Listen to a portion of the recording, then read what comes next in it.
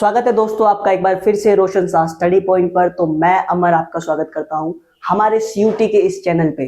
तो जैसा कि आप सभी को पता है सीयूटी का एग्जाम अब नियर होने ही वाला है। तो जितने भी बच्चे चाहे वो किसी भी साइड के हो, चाहे वो आर्ट्स के स्टूडेंट्स हो, कॉमर्स के स्टूडेंट्स हो या फिर वो आर्ट्स साइंस के स्टूडेंट्स हो, तो सभी बच्चों के लिए आज की जो ये वीडियो होने वाली है सीयूटी के, जिसके अंदर हम आज सिलेबस के बात करने वाले हैं कि क्या सिलेबस हमारा रहने वाला है, किस तरीके के क्वेश्चन हमारे एग्जाम में आने वाले हैं और किन चीजों पे हमें बहुत अच्छी तरीके से प्रिपरेशन करनी है। तो बहुत सबसे पहले मैं आपको ये बता दूं कि जो सिलेबस है वो आपका, आप इसको हल्के में मत लेना। जितने बच्चे ये सोच रहे हैं कि हम खुद से पढ़ के एग्जाम को क्रैक कर देंगे, तो ऐसा आपसे होने वाला नहीं है। आपको कहीं ना कहीं गाइडेंस की जरूरत बिल्कुल पड़ने वाली है और आपको ऐसे गाइडेंस की जरूरत पड़ने वाली है ताकि आप चीजों को समझ सके, किस तरीके से पैटर्न रहने वाला है एग्जाम का और किस तरीके से क्वेश्चंस आपको एग्जाम में करने हैं, किस तरीके के क्वेश्चंस देखने को मिलते हैं और कौन से टॉपिक से, मैं बात करूं कौन से टॉपिक से, ऐसे कौन से पॉइंट है जो हमारे एग्जाम में आने वाले हैं और कौन सा स्कोरिंग हमारा यहाँ पे पोर्शन होने वाला है। ठीक है, तो सबसे पहले हम बात करते हैं, जैसे आप देख सकते हो स्क्रीन पर यहाँ पे दिया गया है रीडिंग कॉम्प्रीहेंशन का। ठीक है, रीडिंग कॉम्प्रीहेंशन जो होता है ये हमारा, मैं कहूं तो ये आपका स्कोरिंग सब्जेक्ट होने वाला है।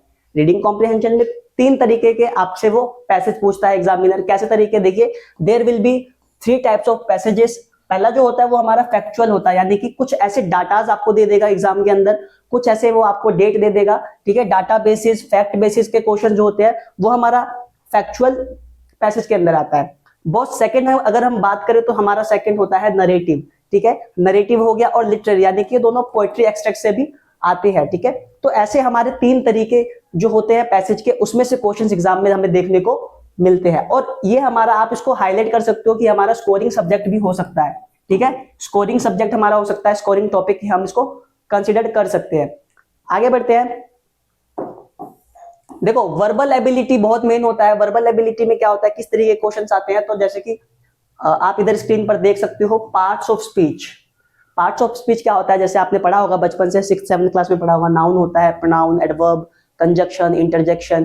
तो ऐसे जितने भी टॉपिक्स होते हैं वो हमारा पार्ट्स ऑफ स्पीच में कंसिडर्ड होते हैं। और पार्ट ऑफ स्पीच की अगर मैं बात करूं तो पिछले 2 सालों से इससे क्वेश्चंस बहुत सारे बन रहे हैं, यानी कि 1 से 3 क्वेश्चन आपको इससे एग्जाम में देखने को मिल जाएगा बिल्कुल आसानी से। सेकंड, अगर हम बात करें फिगर ऑफ स्पीच की, तो फिगर ऑफ स्पीच बहुत ही इंपॉर्टेंट हो सकता है हमारे लिए। फिगर ऑफ स्पीच में क्या होता है, तो इसमें से कम आपको 3 से 5 क्वेश्चन आपको देखने को मिल जाएंगे एग्जाम के अंदर। तो फिगर ऑफ स्पीच जो होता है हमारा बहुत ही मेन होने वाला है। आप फिगर ऑफ स्पीच को क्या कर सकते हो, हाईलाइट कर सकते हो, क्योंकि फिगर ऑफ स्पीच से बहुत सारे क्वेश्चन लगातार पिछले 2 साल से पूछे जा रहे हैं और उम्मीद है कि इस बार भी हमारे एग्जाम में फिगर ऑफ स्पीच से क्वेश्चन पूछे जाएंगे।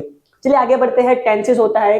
टेंसेस आप सभी ने पढ़े होंगे, बचपन से आप रटते आ रहे हो टेंसेस को कि टेंसेस होते क्या है। तो टेंसेस से भी क्वेश्चन देखने को मिलते हैं, तो हमें इसको भी कवर करना है, इसको हमें छोड़ना नहीं है, इसको भी हम कवर करके चलेंगे टेंसेस को। अगला पोर्शन है हमारा एक्टिव और पैसिव वॉइस का। ठीक है, एक्टिव पैसिव वॉइस यानी कि कोई सेंटेंस आपको दे देगा और पूछेगा कि इसको पैसिव में कन्वर्ट करके दिखाइए, वो आपको ऑप्शन दे देगा और आपको इसको कन्वर्ट करना पड़ेगा। तो एक्टिव पैसिव की बात करूं तो इससे भी हमारा 2 से 3 क्वेश्चन एग्जाम में आसानी से हमें देखने को मिल जाएगा। चलिए नरेशन की बात करते हैं। तो नरेशन से भी क्वेश्चन एग्जाम में आते हैं और नरेशन जो होता है हमारा मेन, आप कह सकते हो कि ये भी एक मेन पॉइंट हो सकता है, तो आप इसको भी हाईलाइट कर सकते हो, इसको स्टार में। देखिए फिगर ऑफ स्पीच को आप हाईलाइट कर सकते हो क्योंकि ये हमारा इंपॉर्टेंट होने वाला है, नरेशन हमारा इंपॉर्टेंट होने वाला है। एक्टिव पैसिव वॉइस से क्वेश्चन पूछता है बच्चों, तो आप सभी को ये सारे टॉपिक अपने कॉपी में नोट डाउन कर लेने हैं ताकि जितने भी क्वेश्चंस आपके एग्जाम में आ रहे हैं, कोई सा भी टॉपिक आपका बिल्कुल रह ना जाए, आपको सारे टॉपिक को बिल्कुल एक आसानी से कवर करना है। चलिए आगे बढ़ते हैं। लेटर राइटिंग की बात करें तो लेटर राइटिंग से भी क्वेश्चंस पूछते हैं और लेटर राइटिंग से नॉर्मली 1 या 2 क्वेश्चन पूछ लेता है। और पिछले साल की मैं बात करूं तो 1 क्वेश्चन, उससे पिछले की बात करूं तो ऐसे क्वेश्चंस, 1 ही क्वेश्चन पूछे जा रहे हैं लेटर राइटिंग से। तो ये हमारा इंपॉर्टेंट तो हम नहीं कह सकते, लेकिन हम इसको फिर भी कवर अप कर लेंगे। चलिए आर्टिकल की बात करें तो आर्टिकल से क्वेश्चन पूछता है। आर्टिकल्स भी हमारा बहुत अच्छा टॉपिक है। आर्टिकल से आपके 2 या 3 क्वेश्चन एग्जाम में कहीं नहीं गए, आपको 2 या 3 क्वेश्चन आपको आर्टिकल से देखने को पक्का मिलने ही वाले हैं। तो ये कुछ हमारे टॉपिक्स थे जिसमें से मैंने अभी बताया आपको कि सबसे पहले हमें पार्ट ऑफ स्पीच को कवर करना है, उसके बाद हमें फिगर ऑफ स्पीच को कवर करना है। ठीक है, टेंस को हमें कवर करना है, फिगर स्पीच को तो आप अच्छे से ही कर लेना मेरे हिसाब से। एक्टिव पैसिव वॉइस भी बहुत इंपॉर्टेंट होने वाला है। नरेशन की अगर बात करें तो नरेशन बहुत ज्यादा इंपॉर्टेंट रहने वाला है। लेटर राइटिंग से 1 क्वेश्चन पूछता है। ठीक है, आर्टिकल से 2 या 3 क्वेश्चन हमें एग्जाम में देखने को मिल जाते हैं। चलिए आगे बढ़ते हैं, जिसमें फ्रेजेस की अगर मैं बात करूं, ठीक है, फ्रेजेस की बात करूं तो फ्रेजेस से भी क्वेश्चन देखने को मिलते हैं हमें एग्जाम में। फ्रेजेस, क्लॉजेस, इसमें से आप आप मान के चलो 2 से 3 क्वेश्चन इसमें से भी हमें एग्जाम में आसानी से देखने को मिल जाते हैं। तो ये भी हमारा स्कोरिंग सब्जेक्ट होने वाला है और बहुत ही मैं कहूँ तो अच्छा सब्जेक्ट है, अच्छा टॉपिक है, तो आपको इसको भी कवर करना है। चलिए आगे बढ़ते हैं, जिसमें दिया गया है टाइप्स ऑफ सेंटेंसेस और ट्रांसफॉर्मेशन।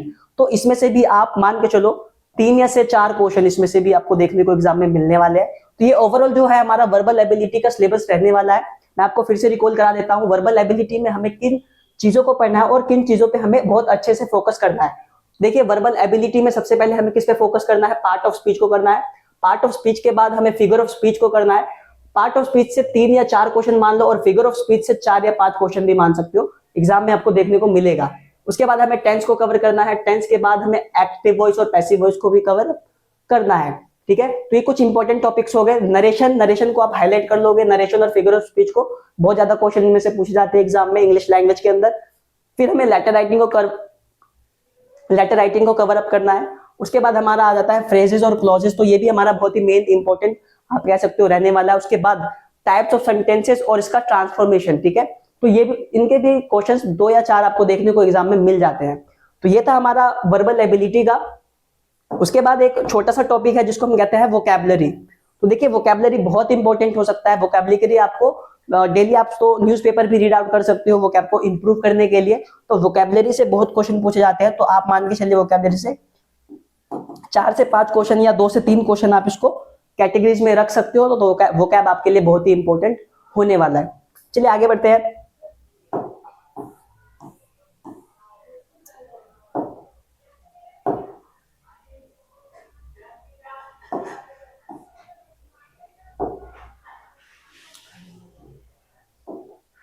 Rearranging the parts. ठीक है, तो देखिए अगला जो हमारा टॉपिक रहने वाला है, जो स्कोरिंग टॉपिक हम जिसको कह सकते हैं, तो आप इसको भी हाईलाइट कर सकते हो, रीअरेंजिंग द पार्ट। तो ये भी हमारा स्कोरिंग टॉपिक रहने वाला है। ये आपको बहुत अच्छा स्कोर करके दे सकता है अगर आपने इसको पढ़ा है अच्छे से तो। ठीक है, क्यों मैं इसको कह रहा हूं, क्योंकि इसमें से क्वेश्चंस जो है वो एग्जाम में 4 से 5 क्वेश्चंस आते हैं और बहुत ही इंपॉर्टेंट टॉपिक ही हमारा होने वाला है। इसमें अगर मैं बात करूं तो पहला इसको 2 कैटेगराइज में रखा गया है। पहला हमारा होता है सिंगल लाइनर, यानी कि क्वेश्चन कुछ इस तरीके से दे देगा। ठीक है, यहाँ पे कोई स्टेटमेंट दे देगा, यहाँ पे फिर ये बी सी और ये डी। तो इस तरीके से सिंगल लाइनर का जो होता है जिसमें हमें रीअरेंज करना पड़ता है सेंटेंसेस को, तो ये हमारे सिंगल लाइनर में आते हैं। उसके बाद मैं बात करूं बी मल्टीपल पार्ट्स की, तो आपको ऐसे इस तरीके से क्वेश्चन दे देगा। ठीक है, आप देख रहे हो मल्टीपल पार्ट्स का, तो ये वाले क्वेश्चन जो होंगे वो हमारा मल्टीपल पार्ट्स में आएगा और सिंगल लाइनर के क्वेश्चन हमारे रीअरेंजिंग द पार्ट्स। तो इस तरीके के क्वेश्चंस आपको एग्जाम में देखने को बड़े आसानी से मिलते हैं।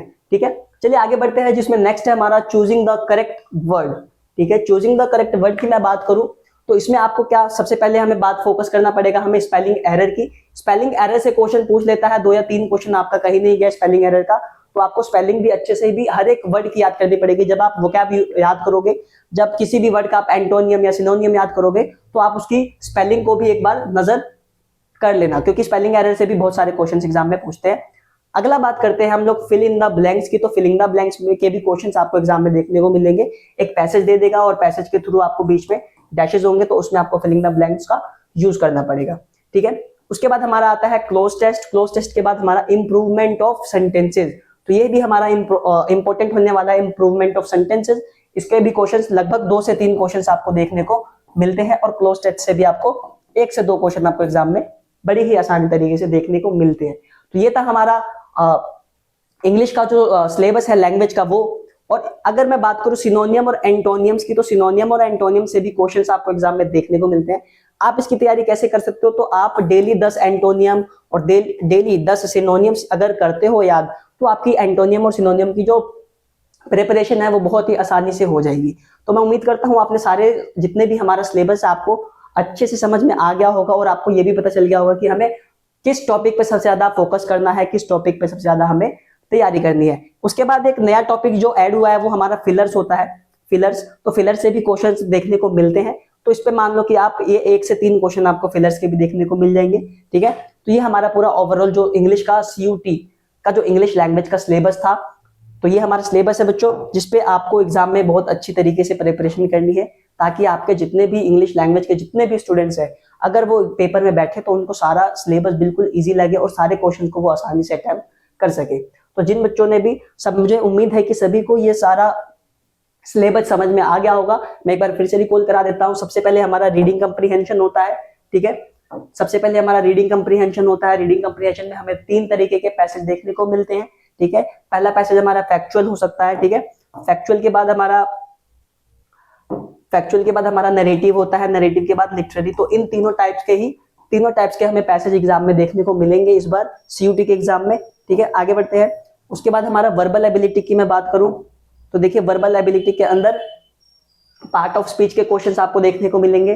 फिगर ऑफ स्पीच तो बहुत ही इंपॉर्टेंट है, तो आप इसको इंपॉर्टेंट में भी रख सकते हो, ठीक है। फिगर ऑफ स्पीच, और फिगर ऑफ स्पीच की बात मैं बात करूं तो टेंस हमें देखने को मिलेगा एग्जाम के अंदर।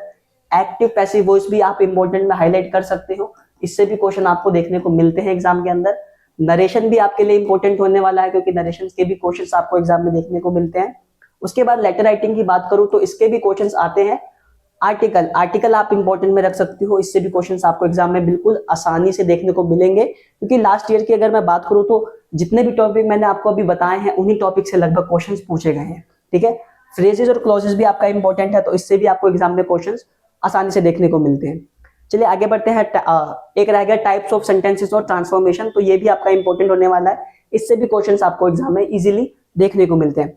वोकैब की बात करो तो वोकैब के लिए आपको डेली बहुत, मतलब आप 20 वोकैब भी अगर याद करते हो, 20 सेंटेंसेस, तो बहुत हो जाएगा आपके लिए वोकैब। अगर देखिए अभी हमारे पास बहुत टाइम है, तो हम सबकी प्रिपरेशन जो है वो बहुत आसानी से और बहुत ही अच्छे वे में कर सकते हैं, ठीक है। तो वोकैब भी बहुत इंपॉर्टेंट है आपके लिए। आगे बढ़ते हैं, जिसमें अगला है हमारा रीअरेंजिंग द पार्ट्स, ठीक है। रीअरेंजिंग द पार्ट्स से भी क्वेश्चंस एग्जाम में हमें देखने को मिलते हैं। सिंगल लाइनर हमें बहुत देखने को मिलता है, और मल्टीपल भी हमें कभी कभी देखने को मिलता है। तो इन दोनों से मैं बात करूं तो रीअरेंजिंग द पार्ट से 4 से 5 क्वेश्चन हमारा एग्जाम में देखने को मिलता है, ठीक है। उसके बाद है हमारा चूजिंग द करेक्ट वर्ड, तो इसमें से भी हमें एग्जाम में क्वेश्चंस देखने को मिलते हैं, चाहे वो आपका स्पेलिंग एरर का हो या फिलिंग द ब्लैंक्स और उसके बाद क्लोज टेस्ट हो या इंप्रूवमेंट ऑफ सेंटेंसेस हो। तो ये सारी चीजें आपको एग्जाम में देखने को मिलती है, ठीक है। उसके बाद सिनोनियम एंटोनियम की बात करें तो मैंने आपको बताया था कि अगर आप 10 सिनोनियम भी डेली याद करते हो तो आपकी तैयारी बहुत अच्छी हो जाएगी। सेम उसी में भी एंटोनियम्स में भी आपको 10 एंटोनियम्स अगर आप डेली याद करते हो तो आपकी तैयारी बहुत आसानी से और अच्छे वे में हो जाएगी, ठीक है। फिर एक आता है हमारा फिलर्स, नया टॉपिक है। फिलर्स भी बहुत इंपॉर्टेंट है, आपको फिलर्स पे भी बहुत अच्छे से फोकस करना है। तो उम्मीद करता हूं मैं सभी बच्चों को ये जो सिलेबस था आज का सीयूटी का, वो सभी को क्लियर हो गया होगा। और जिन बच्चों ने अभी तैयारी स्टार्ट नहीं करी है तो वो तैयारी स्टार्ट कर सकते हैं, ठीक है। सारी जितनी भी वीडियोस की अपडेट होगी वो आपको हमारे चैनल पे आसानी से देखने को मिल जाएगी। तो मैं उम्मीद करता हूं आपको सारा सिलेबस सीयूटी का आसानी से समझ में आ गया होगा, ठीक है। मैं आपको एक और चीज और शेयर करना चाहता हूं।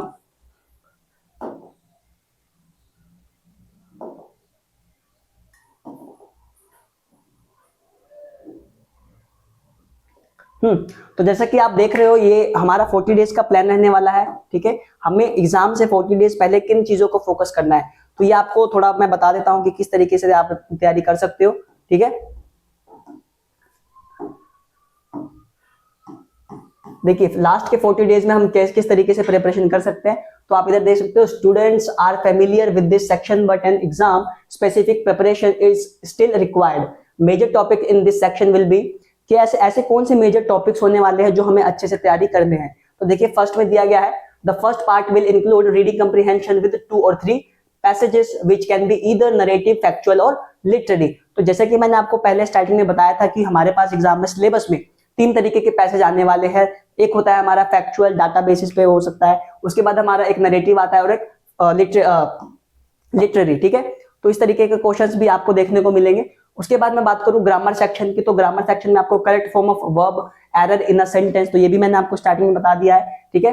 पैराजंबल यानी कि रीअरेंजिंग द पार्ट्स वाले क्वेश्चंस, ठीक है, रीअरेंजिंग सेंटेंसेस, तो एक होता है इसमें सिंगल लाइनर, ठीक है, और एक होता है आपका मल्टीपल वाला, तो ये वाले हमें पैराजंबल भी बहुत इंपॉर्टेंट है।